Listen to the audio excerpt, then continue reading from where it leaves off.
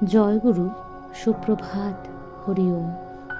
ওম অখণ্ড সংহিতা বা অখণ্ড মণ্ডলেশ্বর শ্রী শ্রীমৎ স্বামী স্বরূপানন্দ পরমহংসদেবের অমৃতময় উপদেশবাণী ঊনবিংশ খণ্ড।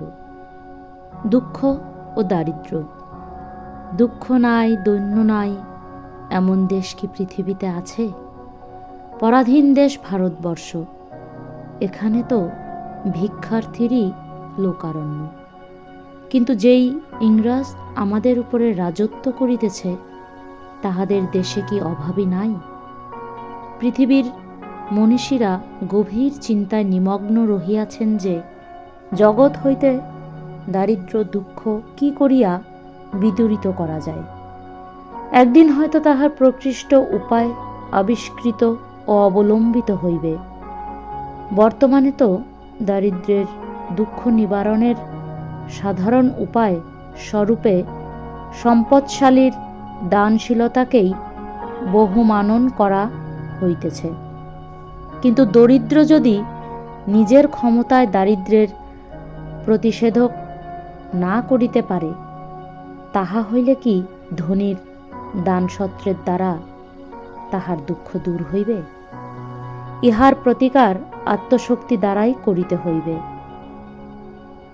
পরানুগ্রহের দ্বারা নহে।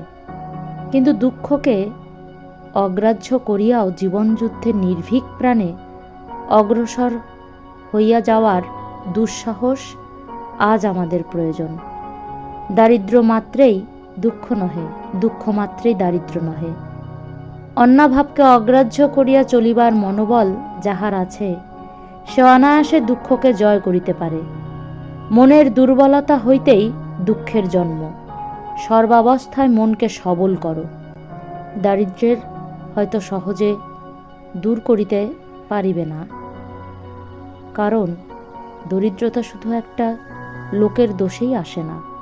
সহস্র সহস্র লোকের সামূহিক অবহেলার ফলই আসিয়া একটা মানুষকে এমনভাবে জড়াইয়া ধরে যে সে চিরতরে পঙ্গু হইয়া যায়। কিন্তু দুঃখকে তুমি একার চেষ্টাতেই দূর করিতে পারিবে। দুঃখ তোমার ব্যক্তিগত বিপদ, দারিদ্র্য তোমার সমগ্র সমাজের ব্যাধি। দুঃখ দূর করিতে তোমার একক প্রয়াসই যথেষ্ট।